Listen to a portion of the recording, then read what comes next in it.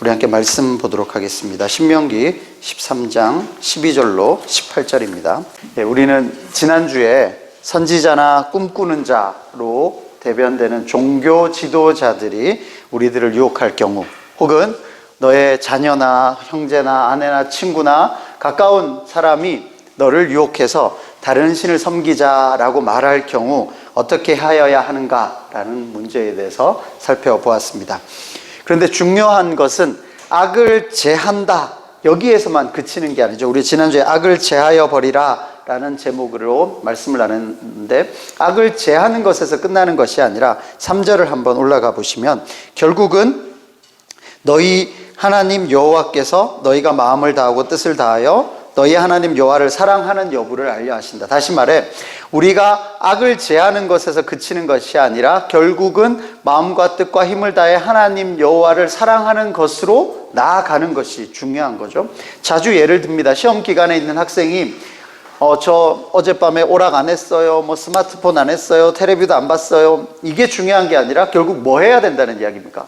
공부하라는 이야기죠. 그러니까 이거 저거 안 했어요 그러고는 아무것도 안 하는 것이 아니라, 이거를 안 하는 이유는 공부 잘 하라는 이야기거든요. 그러면 악을 제하여라, 그러니까 이거 빼고 저거 빼고 여기에만 집중하는 게 아니라 악을 제한 뒤에 뭐를 해야 되냐면, 주 너의 하나님 여호와를 사랑하라, 이거를 위해서 악을 제하라는 거지, 여기가 우리의 마지막 목적이 되어서는 안 된다는 이야기입니다.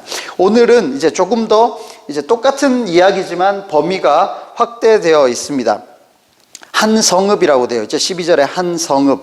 그러니까 지금 1절부터 11절까지는 조금 개인적인 이야기라고 할 수 있거든요. 뭐냐 하면 13장 1절에 다시 보시면, 너희 중에 선지자나 꿈꾸는 자가 일어나서 이적과 기사를 누구에게 보입니까? 내게, 너에게 보이고, 또 2절에 그가 너에게 말하는 것, 그리고 3절에 너는 그 선지자를 어떻게 해라 라는 이야기를 하고 있습니다. 그러니까 공동체 전체라는 이야기보다는 어떤 사람이 너한테 와서 이렇게 말한다면 이라고 할 수 있겠죠. 그리고 6절에도 너의 어머니의 아들, 또 형제, 자녀, 아내, 너의 생명을 함께하는 친구, 그래서 개인적으로 그들이 가만히 와서 너를 깰 때, 개인적인 문제가 있을 때 그때 어떻게 해라 라고 해서 조금은 개인 1대1의 관계 혹은 소수의 무리에서 일어나는 일들일 가능성이 높습니다. 그런데 오늘 보시면 12절에 한 성읍이라고 되어 있잖아요. 한 성읍이 되면은 최소한 수백 명, 수천 명까지 이제 큰 성읍이 많지는 않았을 테고, 수백 명 정도의 사람들을, 또 거기를 진멸해야 되는 문제로 되는 거는 개인적인 이야기보다는 조금 더 큰 넓은 사람들을 이야기하게 될 겁니다. 물론 이제 14절에 보면 너는 자세히 묻고, 15절에도 너는 어떻게 하라, 또 17절에 너는 어떻게 하라 이렇게 되어 있는데, 여기에서 너는 한 명이라고 하기보다는 너희라고 하는 게 맞을 겁니다. 다른 번역에는 너희라고 되어 있어요. 혼자서 어떻게 한 성읍을 어떻게 다 처리를 하겠습니까? 그죠? 또 한 성읍을 진멸할 건지 말 건지가 한 명의 독단적인 이야기가 되는 것은 아닐 테고, 그래서 14절, 15절 계속 나오는 이 이야기는 너희, 그러니까 너희들이 어떻게 해야 된다라는 이야기를 다루고 있습니다. 그런데 이제 17절에 진멸하라는 이야기가 나오잖아요. 진멸, 다 없애버려라. 여기에서 한 가지 우리가 생각해 봐야 될 문제는, 지난주에도 말씀드렸다시피 그 전에 여호수아, 가나안 백성 이런 이야기할 때 여리고성, 대표적으로 여리고성을 다 진멸시켜 버리는 것, 그거 하나 가지고 이야기하면서 여호와 하나님 너무 잔인하다, 가나안 백성들에게 너무 잔인하다, 혹은 사막의 깡패다, 이런 이야기를 했는데, 이것은 지금 누구한테 하는 이야기냐면 이스라엘 백성들한테 하는 겁니다. 이스라엘 백성들 중에 한 성읍에 관한 이야기거든요. 그 말은 가나안 백성들만 다 진멸하라는 의미가 아니라, 하나님을 섬기지 않는 이스라엘 백성들, 이스라엘이 살고 있는 한 성읍도 하나님을 제대로 섬기지 않고 우상신을 섬기기 시작한다면 그 성읍을 진멸하라는 이야기이기 때문에, 민족적으로 가나안 백성은 죽이고 이스라엘은 보호하라 이런 의미가 아니고 신앙을 지키라는 데 중점이 있다는 거죠. 그래서 이 진멸하다는 것은 꼭 가나안 백성을 향해서 하는 것이 아니라 여호와 하나님을 섬기지 않는 누구에게든 다 할 수 있는 이야기가 될 겁니다. 그런데 이것을 우리가 지금 오늘에 적용해서 이방신 섬긴다고 가서 진멸할 수도 없는 문제잖아요. 지금은 그럼 우리는 어떻게 해야 될 것인가? 여기에서 이제 선지자나 꿈꾸는 자 잘못했다고 죽여버리고 친구가 가만히 깬다고 죽여버리고 이럴 수는 없는 거거든요. 그러면 지금 우리는 어떻게 해야 되는가? 현대 21세기 한국 교회에서 우리는 이 말씀을 어떻게 적용해야 하는가라는 이야기를 하려고 합니다. 그렇다면 신학적으로 이런 부분을 전체적으로 어떻게 이야기하냐면 권징이라고 이야기합니다. 권징. 오늘 이제 설교 제목에 교회의 권징이라고 되어 있죠. 권징, 잘 쓰지 않는 말입니다. 어색하시죠? 근데 요거가 4글자짜리가 줄어든 말이거든요. 뭘까요? 예, 권선징악입니다. 권선징악은 다 아시죠? 권선, 선을 권하고 또 악은 징계, 징벌하는 것.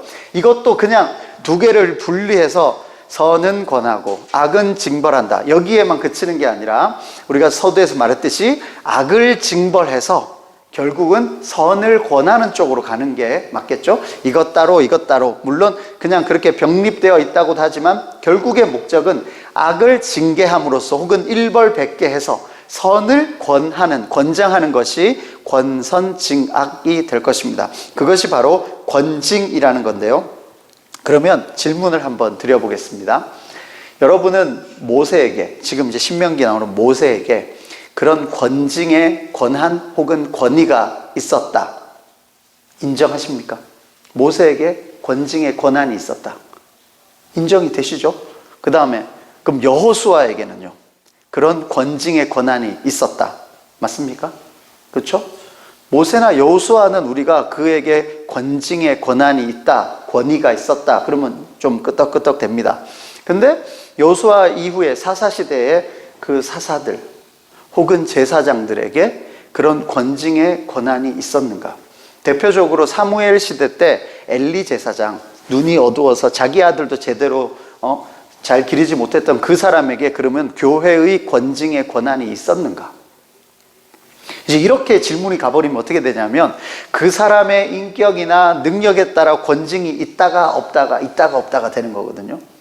그럼 결국은 하나님이 부여하신 권징은 사람 개개인의 어떠함에 달려 있을까요? 아니면 그 직위, 지도자, 누구에게 그 자리에 있는 걸까요?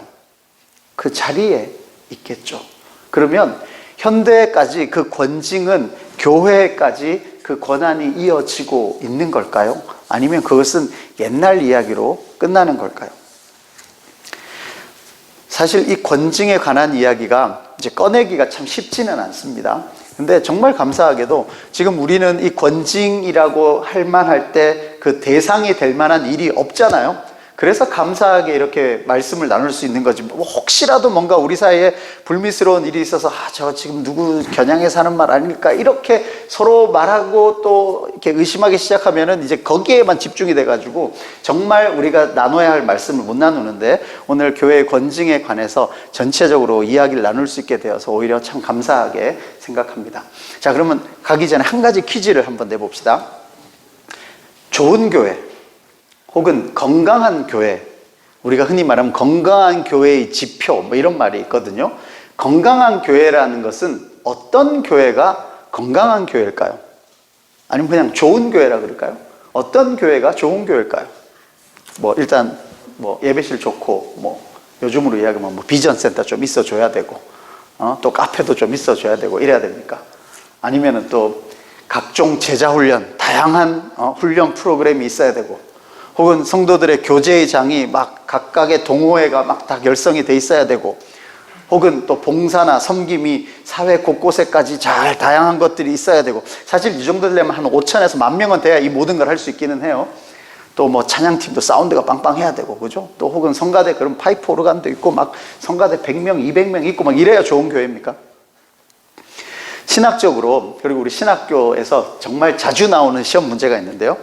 건강한 교회의 지표 이런 게 있습니다. 3개가 있어요. 건강한 교회란 이거 3개가 올바르게 되어야 한다라고 하는 3가지가 있습니다. 혹시 뭔지 아시나요?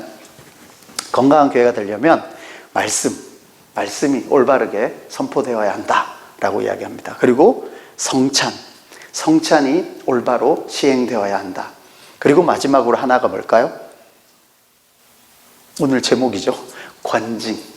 권징이 올바로 시행되어야 건강한 교회다라고 이야기합니다. 그래서 이 세 가지가 말씀이 성경적으로 올바르게 선포되어야 하고, 성찬이 거룩하게 은혜롭게 잘 진행되어야 하고, 그리고 권징이 올바로 시행되어야 그것이 건강한 교회다라고 이야기합니다. 근데 우리가 생각할 때 건강한 교회하고 좀 많이 다르죠. 그러니까 오늘 이 권징이라는 것이 그 건강한 교회에 얼마나 중요한 것인지 다시 한번 생각해보고, 특히 이제 처음 나누는 이야기가 될 거고, 또 이걸 자주 할 수도 없으니까 좀 성경을 이곳저곳 찾아보면서 성경에서는 어떻게 말씀하시냐 좀 구체적으로 좀 많이 찾아야 되는데 귀찮더라도 한번 잘 따라와 보시기 바랍니다. 자, 먼저요, 가장 기본적인 것부터 합시다. 권징 그러면 일단 야단 맞는 거 같잖아요. 뭔가 꾸중 듣는 것 같고, 지적당하는 것 같고, 비판받는 것 같고, 일단 그거 우리 다 싫죠. 일단 인간적으로는 비판받는 거 싫습니다. 지적당하는 거 싫어요. 그런데 하나님의 징계하심 좀 어떻습니까? 옆에 사람이 지적하는 거랑 하나님이 징계하시는 거랑 그건 좀 나은가요? 우리 말씀을 한번 찾아봅시다. 히브리서입니다. 히브리서 12장입니다. 히브리서 12장 5절에서 6절입니다. 신약성경 367면에 있는데요. 히브리서 12장 5절에서 6절인데 그 중에서 인용 구절입니다. 인용 구절, 내 아들아 라고 시작되는데요. 같이 읽어봅시다. 시작. 내 아들아, 주의 징계하심을 경히 여기지 말며 그에게 꾸지람을 받을 때에 낙심하지 말라. 주께서 그 사랑하시는 자를 징계하시고 그가 받아들이시는 아들마다 채찍질 하심이라. 아멘. 예전에 미운 놈한테 뭐 하나 더 준다 그럽니까? 떡 하나 더 주고, 고운 놈한테는 매 하나 더 주고, 그죠? 예전에 다 그렇게 듣고 살았죠? 요즘은요? 그랬다가는 혼나고 난리 납니다. 요즘은 고운 놈한테 떡 하나 더 주고 미운 놈은 그냥 그죠? 그러는 분위기인데, 근데 그건 이제 교육학이나 심리학에서 요즘 말하는 것이고, 저는 뭐 교육학을 여러분한테 알려드리거나 심리학을 알려드리는 사람이 아니고, 저는 하나님의 말씀을 믿고 알려드리는 사람입니다. 하나님이 사랑하시는 자에게 징계를 내리십니다. 하나님이 사랑하는 자에게 채찍을 더하십니다. 이것이 요즘 말하는 학교하고는 다르죠. 그런데 그렇게 지난 한 세대 동안, 그래, 징계를 하지 않아야 된다, 애 때리면 안 된다, 벌 내리면 안 된다, 그래서 요즘 교실이 어떻습니까? 엉망진창이 됐잖아요. 그리고 예전에 엄부 밑에 뭐가 나온다 그럽니까? 효자 난다 그러죠. 엄한 아버지 밑에 효자가 나오지, 친한 막 이렇게 애정이 많은 아버지 밑에 그렇게 효자가 나오기는 쉽지가 않습니다. 하나님이 사랑하는 아들에게 징계하신다라고 이야기하고, 또 그 꾸지람을 받을 때 낙심하지 말라. 너 사랑받고 있다. 너 사랑하는 아들이다. 라고 이야기하는 거죠. 그리고 밑에 한번 10절을 보실까요? 10절, 11절 같이 읽어봅시다. 시작. 그들은 잠시 자기의 뜻대로 우리를 징계하였거니와 오직 하나님은 우리의 유익을 위하여 그의 거룩하심에 참여하게 하시느니라.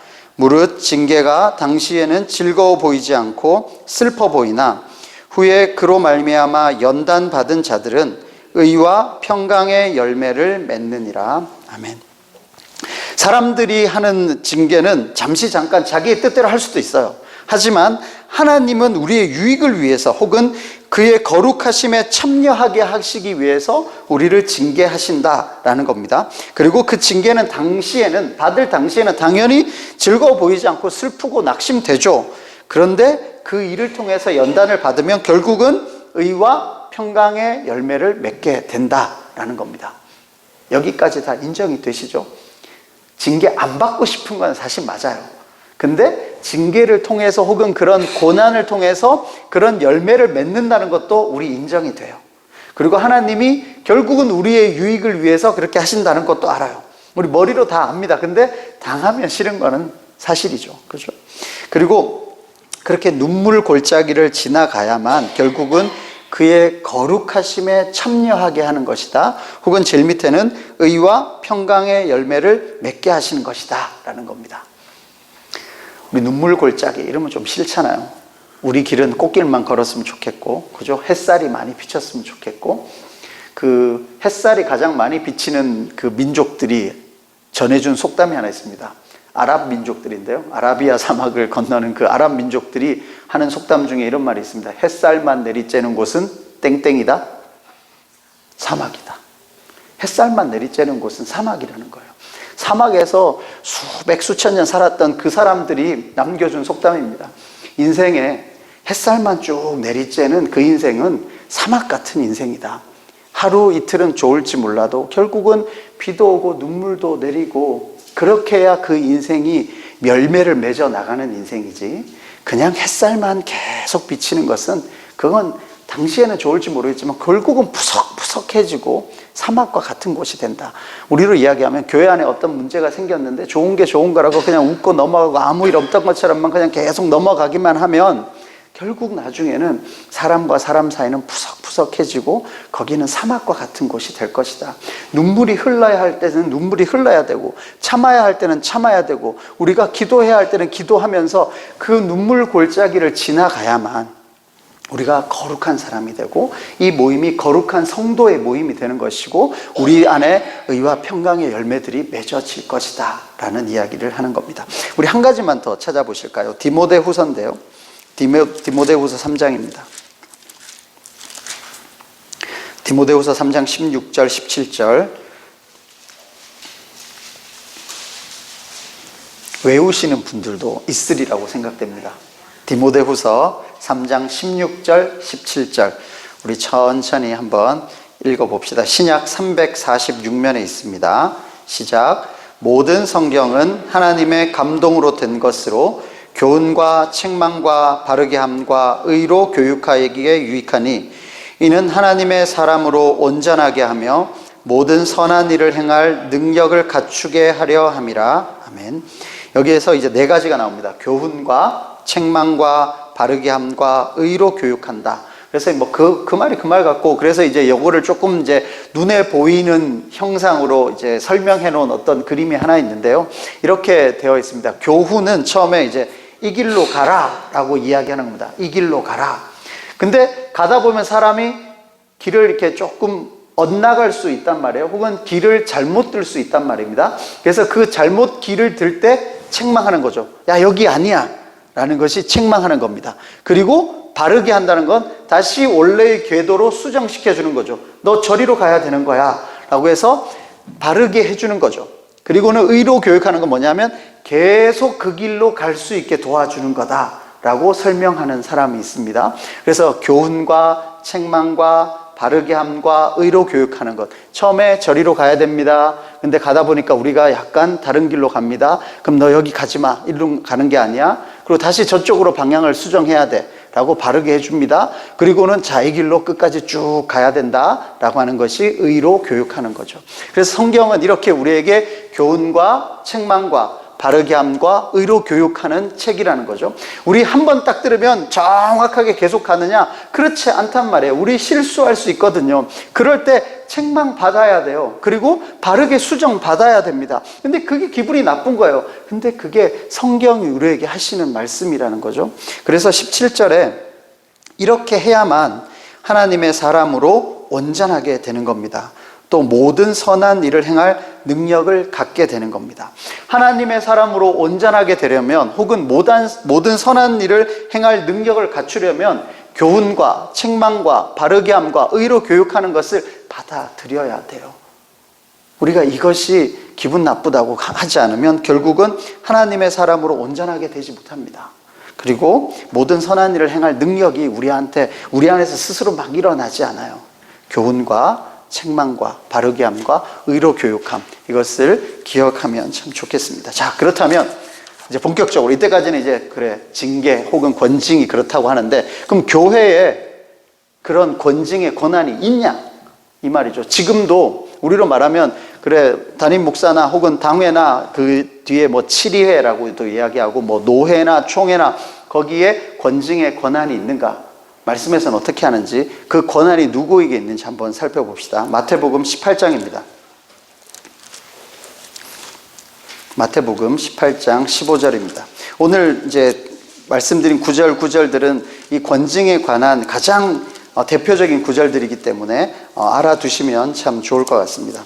마태복음 18장 15절 이해한대요. 제가 한번 보겠습니다. 내 형제가 죄를 범하거든 이라고 죄송합니다. 내 형제가 죄를 범하거든 되어 있는데 혹시 죄 앞에 4번 이렇게 표시되어 있는 게 있나요? 네, 뭐라고 되어 있죠? 예, 그러니까 어떤 사람이 너한테 죄를 범하거든입니다. 어떤 사람이 너한테 죄를 범하거든. 근데 여기서 죄를 범한다는 거는 어떤 사람이 너 약 올리거든, 어떤 사람이 너 열받게 하거든, 이 정도가 아니고요. 여기서 죄를 범한다는 거는 누가 봐도 공식적으로 드러난, 지금으로 말하면 사회 실정법을 어기는 정도를 이야기하는 겁니다.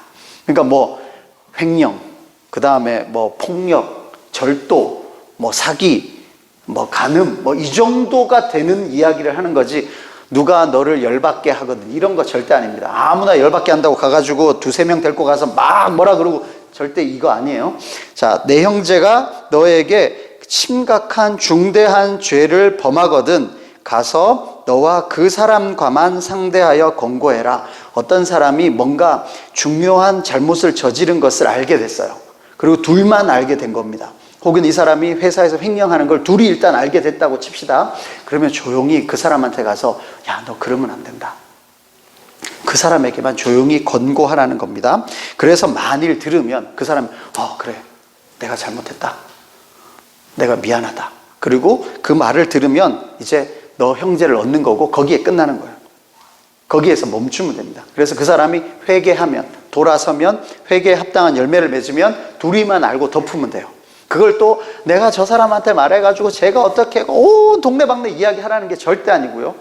그 사람이 거기에서 돌아오면 그 사람을 얻은 것이기 때문에 이제 그만두면 돼요. 여기에서 끝나는 겁니다.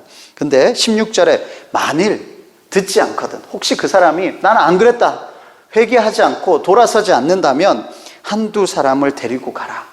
여기서 한두 사람은 이제 그 일과 관련이 있는 사람이어도 좋고 알고 있는 사람이어도 좋고, 그런 사람이 마땅히 없으면 교회의 지도자, 뭐 저나 혹은 뭐 장로님들이나 누구 한두 사람을 데리고 가서 함께 다시 조용히 이야기해 보라는 이야기입니다. 그래서 한두 사람을 더 데리고 가니까 증인이 몇 사람으로 되냐면 2-3사람이 되는 거죠. 자기를 포함해서, 그죠? 그래서 2-3 증인의 입으로 말마다 확증하게 하라. 그래서 이건 뭐가 잘했고 뭐가 잘못됐고 정확하게 말마다 확증을 시키라는 겁니다. 근데 만일 이렇게 해도 말을 듣지 않거든 어디에다 말하랍니까? 교회에 말하라는 겁니다. 여기 교회에 말하라는 것은 지금 이렇게 공식적인 자리를 이야기하는 겁니다. 그러니까 처음에는 목사님이나 뭐 장로님들하고 가서 이야기를 했는데 그래도 안 되면 교회 공식 석상에서 나와가지고 이 사람은 이러이러한 일을 했고 이렇게 했기 때문에 잘못했다라고 명확하게 이야기하라는 겁니다. 그랬을 때 그래도 교회의 말을 듣지 않거든, 이렇게 했는데도 말을 듣지 않으면 이방인과 세리와 같이 여기라. 이 말은 출교시키라는 이야기입니다. 이제 이 사람은 우리 교회 교인이 아닙니다 라는 이야기죠. 이 사람이 구원을 못 받습니다, 이런 의미는 아니고요. 이 사람은 우리 교회의 교인이 아닙니다. 이것은 예를 들면 이렇습니다. 대사관이 있다고 칩시다. 여러분이 외국에 여행을 갔고 만약에 중간에 여권이 훼손됐거나 잃어버렸다고 칩시다. 그럼 어디로 가야 되냐면 대사관 찾아가야 되죠. 그래서 대사관에서 이 사람은 우리나라 사람입니다라고 확증을 시켜줘요. 근데 대사관에서 이 사람 확증을 안 해준다고 칩시다. 그렇다고 해서 그 사람이 한국 사람이 아닌 건 아니죠. 한국 사람은 한국 사람이지만 이 사람의 행적이나 혹은 하는 일이 다시 여권을 확인시켜 줄 수 없다.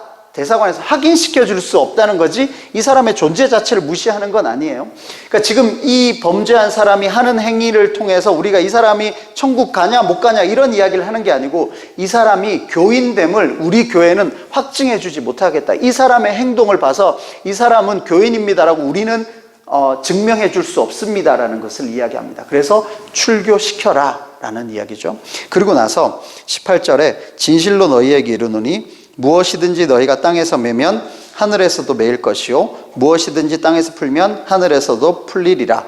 이제 이 구절만 따로 빼가지고 이게 이제 기도의 구절이다 이렇게 이야기하는데 지금 이 맥락에 전혀 그렇지 않습니다. 그죠? 지금 너네가 여기에서 매면 저기서도 매일 거고 여기서도 풀면 저기서도 풀릴 거다. 너희에게 그런 권한이 있다라는 이야기를 해주는 거예요. 그래서 19절에 진실로 다시 너희에게 이르노니 너희 중에 두 사람이 땅에서 합심하여 무엇이든지 구하면 하늘에 계신 내 아버지께서 그들을 위하여 이루게 하시고, 그리고 두세 사람이 내 이름으로 모인 곳에 나도 그들 중에 있다. 그러니까 두세 사람이 너희가 확증하고 교회에서 그런 결정을 내렸을 때 나도 너희와 함께 있다. 그 권위를 내가 너희와 함께 함으로써 너희에게 그러한 권위를 준다라는 이야기지, 이게 기도할 때 두세 사람이 모여서 합심 기도하면 하나님이 더 잘 들어주실 거야 라는 구절은 아닙니다.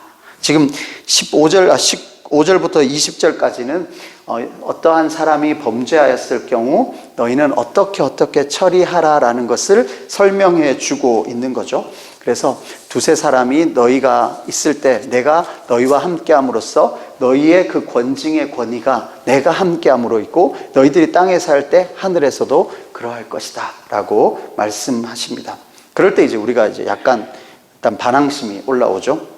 아니 뭐 그렇게까지 하나, 교회 온다는 건 어떻게 막나, 그리고 여기 출교시키면 저 옆에 교회 가면 되지, 예? 여기 출교시키면 저 옆에 교회 가는 거까지 막 온 교회가 연합해서 쟤는 절대 안 돼, 그렇지는 않아요. 그리고 또 교회의 권위라는 것이, 여기서 말하는 교회는 보편교회, 흔히 말해 뭐 한국교회 혹은 세계교회 이런 의미를 이야기하는 것이 아니라 지역교회를 이야기합니다. 지역교회. 우리 양인교회면 양인교회. 이 양인교회에서 일어나는 일이지, 한국교회에 절대 발을 못 붙이게, 넌 다시는 교회 못 다니게, 이런 의미가 아니라는 것입니다. 그리고 이렇게 해서 두세 사람이 주의 이름으로 모여서 주님께서 하시겠다는 그 약속을 지켜내는 것, 그것은 왜냐하면 주님께서 이 교회를 거룩하게 하셨기 때문입니다. 주님이 핏값 주고 사셨기 때문입니다. 그리고 주님의 앞에 신부로 서야 되는 교회이기 때문입니다. 그래서 악을 제하여 버릴 때 이렇게까지 하는 거죠. 그리고 이것이 이제 권징을 할 때 일반적인 절차라고 이야기한다면, 실제로 어떤 구체적인 일이 있었던 경우가 있어요, 초대교회에. 그래서 그러한 일을 어떻게 처리했는지를 알 수 있는 것이 고린도전서 5장에 있습니다. 한번 봅시다. 고린도전서 5장에는 구체적으로 어떤 사건이 있었습니다. 그래서 그 사건을 어떻게 처리하라라는 것을 우리에게 이야기해 주고 있는데요. 고린도전서 5장 1절입니다. 신약성경 267면에 있는데요. 너희 중에 심지어 음행이 있다 함을 내가 들었다. 그런데 이런 음행은 이방인 중에도 없는 거다. 고린도 지역이 가장 그때 당시에 음행으로 유명했던 나라 지역이었는데, 거기서도 이방인조차도 하지 않는 일인데 너희 중에 그런 일이 있다는 걸 내가 들었다. 뭐냐 하면, 누가 그 아버지의 아내를 취하였다. 여기 아버지의 아내는 원래로 하면은 친어머니가 될 테지만 그게 아니라 아마 첩일 가능성이 높죠. 그 아버지의 아내를 취했다는 이야기를 내가 들었다. 이 말은 은밀하게 일어난 게 아니라 벌써 멀리 있는 바울이 들을 정도로 공공연하게, 쉽게 말해 만천하에 그 일이 드러난 거예요. 그리고 그 일 자체는 이방인들도 하지 않는, 아까 말했던 사회실정법을 어겨도 이건 정말 심각하게 어긴 것이고, 또 하나는 은밀한 게 아니라 모든 사람이 알고 저기까지 소문이 날 만큼 그러한 일이 교회에 있었다라는 이야기입니다. 그렇죠? 그리고도 이 사람은 아마 우리로 말하면 첩이 있다, 이 정도면은 일단 좀 재력이 상당히 있을 거고, 그리고 이 일을 그 아들이 했는데도 알면서 사람들이 쉽게 말하지 못했다는 건 그 아들조차 권력이 꽤 있었던 것 같습니다. 특별히 교회 안에서. 그러면은 이 아들이나 이 아버지가 교회 안에서 뭐 재력도 좀 있었을 것 같고 권력도 좀 있었을 것 같은데, 그러니까 오히려 말을 못하고 지금 그냥 가만히 있었다는 거예요. 심각한 범죄가 저질러졌는데도 불구하고 교회는 아무 일도 하지 않았다는 겁니다. 그래서 2절에 그리하고도 너희가 오히려 교만하여져서 어찌하여 통한이 여기지 아니하고 그 일 행한 자를 너희 중에서 쫓아내지 않느냐, 왜 출교시키지 않았어? 라고 이야기하고 있는 겁니다. 그래서 3절에 내가 실로 몸으로는 떠나 있지만 영으로 함께 있는다. 이 말이 두세 사람이 너희와 함께 한다. 예수님이 그렇게 함께 하셨던 것처럼 내가 몸은 떠나 있지만 너네 두세 사람이 그런 일에, 이 판결을 위해서 모이는 그곳에 내가 함께 할 건데, 그러니까 이제 멀리서 서면으로라도 동의를 하겠다는 거죠. 그래서 이런 일을 행한 자를 이미 판단하였노라, 출교해야 된다 라는 이야기를 하는 겁니다. 그래서 5절에 이런 자를 사탄에게 내주었으니 이는 육신은 멸하고 영은 주 예수의 날에 구원을 받게 하려 함이라. 목적은 이거죠. 지금 당장은 출교를 시킵니다. 교회 밖으로 나갑니다. 근데 결국은 이러한 출교나 권징의 과정을 통해서 자기를 돌아보게 되어 결국은 마지막 날에 구원을 받게 하려고, 그냥 좋은 게 좋은 거라고 교회 안에 묻어놔버리면 이 사람도 회개할 기회를 잃게 되고, 또 이 사람을 보면서 자라는 사람들이 저래도 되나 보다 하게 되고, 혹은 저러면 안 되는데 라고 불만을 가진 사람들은 오히려 교회를 떠나게 되는 이상한 일들이 일어나게 되는데, 이 사람 하나를 출교시킴으로 인해서 이 사람도 회개의 기회를 갖게 하고, 그리고 그것을 바라보는 사람들도 다시 한번 생각하게 하고, 교회가 온전함과 순전함을 지킬 수 있게 하기 위해서 이 일을 해야 한다라고 이야기하고 있는 겁니다. 그리고 나서는요, 권징이라는 것이 지금 이제 다시 고린도전서 후서에 다시 돌아오긴 하겠지만, 지금 말씀드렸듯이 범죄를 행한 그 사람이 회개하게끔 하는 1차적인 이유가 있고, 2차적으로는 갈라디아서 6장을 한번 가봅시다. 갈라디아서 6장 1절입니다.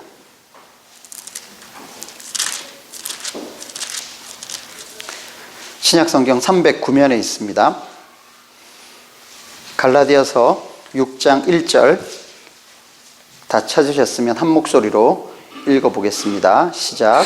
형제들아, 사람이 만일 무슨 범죄한 일이 드러나거든 신령한 너희는 온유한 심령으로 그러한 자를 바로잡고 너 자신을 살펴보아 너도 시험을 받을까 두려워하라. 아멘. 자, 1차적으로 그 사람을 바로잡는 게 권징의 1차적 목적인데요, 두 번째는 여기에 나왔듯이 너도 시험 받을까 두려워해라. 우리 다 같이 연약한 죄인이고 누구나 실수할 수 있고 어그러질 수 있습니다. 그렇기 때문에 그 사람을 대할 때 어떤 심령으로 대해야 됩니까? 온유한 심령으로 대해야 됩니다. 그리고 저 사람이 저러는 것처럼 나도 그럴 수 있다, 그래서 나도 시험 받을까 두려워하면서 살아야 되지. 야, 저놈 나쁜 놈이다, 다시는 안 그러고 막 자기는 절대 그렇지 않을 것처럼, 마치 바리새인과 서기관들처럼 저기는 나쁜 사람이고 저는 의로운 사람이에요 라고 이렇게 살아가는 것이 아니라, 나도 같은 죄인이다, 나도 저럴 수 있다, 온유한 심령으로 그를 그렇지만 바로 잡아야죠. 그리고 나도 그렇게 되지 않을까 두려워하면서 그렇게 그 사태를 이제 처리해 나가라라는 이야기입니다. 그리고 다시 고린도전서로 돌아와 봅시다. 다시 고린도전서 뒤에 그 이야기가 어떻게 진행되어 가는지, 고린도전서 5장 6절에서 8절입니다. 이번에는 3차적인 목적이 있습니다. 첫 번째는 그 범죄한 사람을 위한 것이고, 두 번째는 그 일을 처리해 가는 과정 혹은 그것을 본 사람, 목격자들에 관한 이야기고, 세 번째는 교회 전체에 관한 이야기입니다. 6절에서 8절인데요, 제가 보겠습니다. 너희가 자랑하는 것이 옳지 않다. 적은 누룩이 온 덩어리에 퍼진다. 이 작은 악이 온 덩어리에 퍼진다. 우리 지난주에 봤듯이 바이러스 퍼지듯이 이것이 퍼지게 될 것이다. 누룩이 전체를 퍼지게 만들 것이다. 너희는 원래 누룩 없는 자고 새 덩어리인데 왜 그 묵은 누룩을 가지고 있냐. 이거 제하여 버리라. 그래서 8절을 같이 읽겠습니다. 시작. 이러므로 우리가 명절을 지키되 묵은 누룩으로도 말고 악하고 악의에 찬 누룩으로도 말고 누룩이 없이 오직 순전함과 진실함의 떡으로 하자. 아멘. 교회가 온전함과 순전함을 지켜야 되거든요. 거룩한 공동체이기 때문에 그렇습니다. 이것은 두 가지 의미가 있습니다. 순전하게 서야 되는 거죠. 또한 동시에 어디 앞에서요? 세상 앞에서 순전하게 서야 되는 것입니다. 한국교회로 이야기하면 더욱더 필요한 부분입니다. 누가 봐도 실정법을 어긴 사람이 교회에 있습니다. 교회의 지도자들이 그럴 수 있습니다. 그런데 교회는 사랑으로 덮어야 된다고 덮는 거죠. 그게 아니라 그 사람이 분명하게 회개하고 그 회개에 합당한 열매를 맺기까지 그를 바로 잡아야 되는데, 그거 좋은 게 좋은 거라고 덮으면 안 된다는 거죠. 묵은 누룩을 제해야 됩니다. 한 세대 전만 해도 저 어릴 때 기억에 수찬정지 이런 게 있었어요. 성찬에 참여하게 못하는 겁니다. 6개월간 수찬정지 이렇게 공식적으로 권징을 내렸어요. 그래서 그 6개월 동안 그분은 자신을 돌아봅니다. 그리고 다른 사람들도 나도 저럴 수 있다. 그리고 교회가 이렇게 거룩한 곳이구나 라고 모든 사람들이 알 수 있었어요. 근데 지금은 사회에서도 실정법을 어겨가지고 뭐 벌금을 맞든 뭐 징역을 살든 그러고 있는데 교회는 버젓이 아무 일 없이 다니고 있어요. 그러면 교회 안에 자라나는 다음 세대들은 저래도 되나 보다라는 것을 배우게 되는 것이고, 또 교회 밖의 사람들은 교회는 똑같네, 오히려 더하네, 더해 라고 생각하게 되는 거죠. 여기에 어떻게 온전함이 있고 진실함이 있고 이것이 어떻게 거룩한 자들의 모임이냐고 할 수 있는 겁니까? 우리가 그리스도의 신부로서 주님의 몸된 교회를 지켜나갈 때 이런 온전함과 진실함, 거룩함을 지키는 데 있어서 아무것도 행하지 않는다면 교회는 세상 사람들한테 오히려 손가락질을 당하는 것이고 빛으로서의 사명을 잃고 소금으로서의 사명을 잃게 된다라는 이야기입니다. 그런데요, 이 고린도 교회가 이 일을 행하긴 했습니다. 행하긴 했는데 쉽지 않았나 봐요. 고린도 후서를 한번 가봅시다. 고린도 후서 그 이후에 어떤 일이 있었는지, 고린도 후서 2장입니다.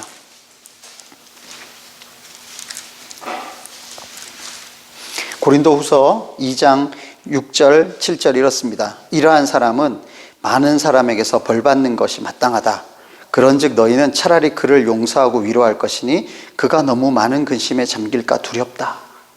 이제 고린도 전서를 하고 나서 그 안에서 무슨 일들이, 권징들이 있었나 봐요.